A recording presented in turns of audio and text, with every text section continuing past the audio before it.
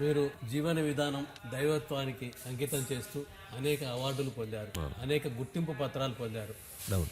ఆ గుర్తింపు పత్రాలలో మీరు ఊహించినవేనా? అన్ని ఊహించనివే ఎక్కువ ఉంటాయి, ఊహించినవి తక్కువ ఉంటాయి. ఊహించిదే వచ్చేది కాదు కదా అది. కాదు. ఊహించిదే అయ్యా నన్ను ఎత్తుకోండి అంటే ఎవరు ఎత్తుకోరు, ఎత్తుకునేటట్టుగా ఉండాలి. కాబట్టి గౌరవించండి అంటే ఎవరు గౌరవించరు, ప్రేమించండి అంటే ఎవరు ప్రేమించరు. ప్రేమ పొందటానికి అర్హత సంపాదించాలి. అర్హతను చూసి మాత్రమే మాకు అనుగ్రహించినటువంటి బిరుదులు సుమారుగా ఒక 75 బిరుదులు ఉన్నాయి.